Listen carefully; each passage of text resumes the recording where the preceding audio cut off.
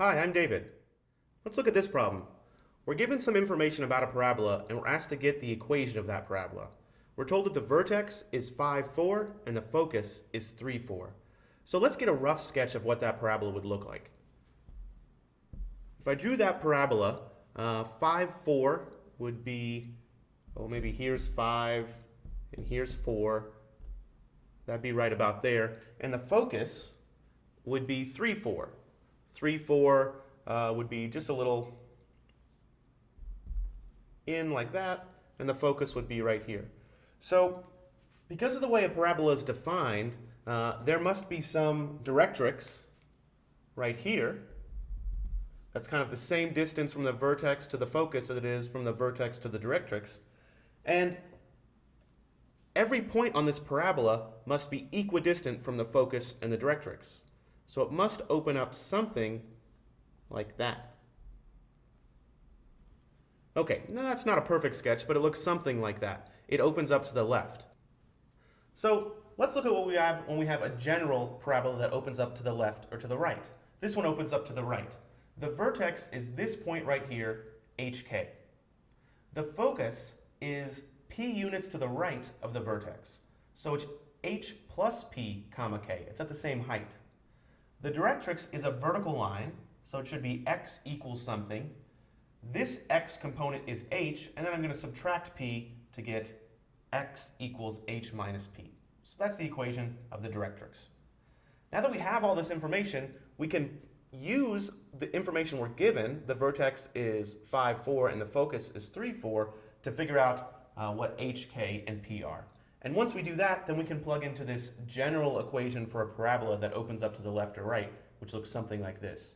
Notice that y is the thing being squared, x will not be squared, so this definitely opens up to the left or to the right.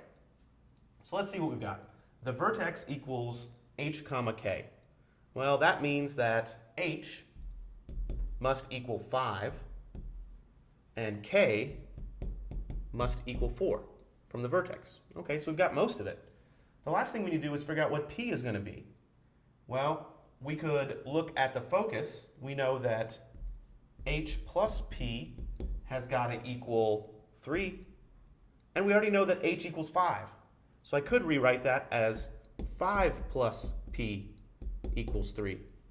So what does p have to be? P has to equal -2.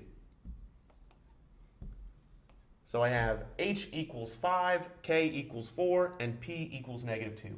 Well, let me plug that into my formula for a parabola. So it looks like this. Y minus k, y minus 4 quantity squared, equals 4 times p, 4 times -2, times the quantity x minus h. That's x minus 5. Okay, this is a correct answer, and this is a fine answer, but we could also simplify a little bit if we wanted to. I could say y squared minus 8y plus 16 to expand out this y minus 4 quantity squared equals -8x. 4 times -2 times 8 is -8x plus 4 times -2 times -5, that's plus 40. And then finally I could combine constants. Maybe I'll get 0 on the right side of the equation, and I could say y squared minus 8y. Let's do minus 8x, 16 minus 40. Oh, I'm sorry, that's a plus 8x because I'm bringing it to the other side of the equation. 16 minus 40 is a -24, and all that equals 0.